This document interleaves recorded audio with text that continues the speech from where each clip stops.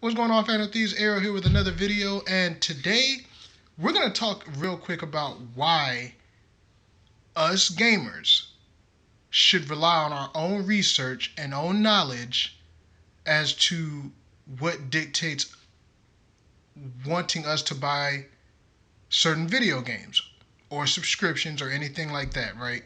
We're going to get straight into this. So IGN made my job a lot easier. But before we get into that, guys, make sure you go hit up my Twitch channel, Arrow1890. Like I said, we're past that 500, so now we're just cruising. You know what I'm saying? We're going to do our thing, but make sure to hit up the channel here. Now, IGN, I want you guys to see this, okay? Look at the dislike ratio of 11,000 and whatever it is. Let's see, we're at 11,000, okay? I disliked it as well. 981, not even 1,000 likes, and it's well warranted.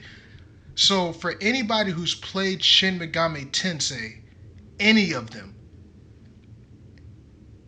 I assume that you know that this series is what's created Persona.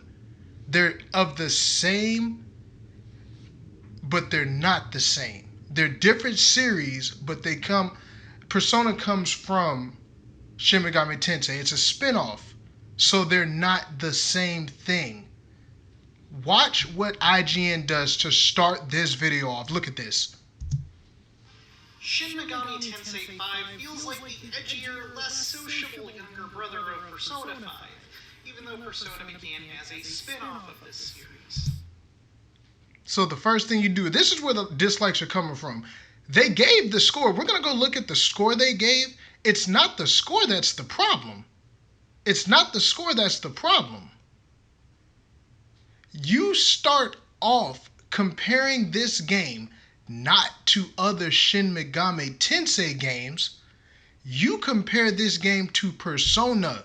It's not a Persona game, IGN. Let's look at this again. Shin Megami Tensei 5 feels like the edgier, less sociable younger brother of Persona 5, even though Persona began as a spin-off of this series. Both branches Go figure. of the family share much of their cast of highly customizable demons, like mythological Pokemon you smash together. Like mythological Pokemon you smash together. Shin Megami has been doing this. This is nothing new. To make even more powerful ones. This is nothing new. Excellent turn-based combat systems that encourage you to fish for your opponent's weaknesses and make smart use of every resource available. Very true. What's missing from the Persona formula here is a lot of its heart, but Shin Megami Tensei 5 still rides every resource available to you. What's missing from the Persona formula here is a lot of its heart.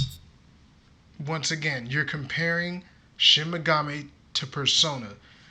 The problem I have with that is, say somebody is a huge Persona fan, wants to give Shin Megami Tensei a chance, but they might have seen the older Shin Megami Tensei games and was like, that's not really appealing to me.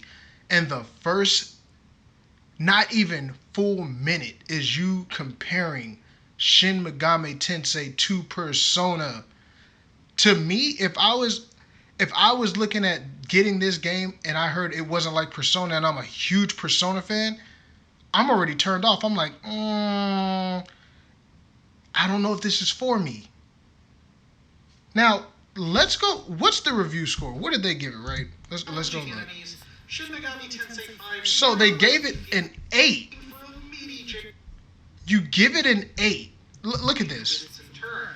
Still, if you're looking for a meaty JRPG to sink your teeth. 8. So it's not a bad review score. Nobody's saying IGN didn't give it a bad score. They gave it a great.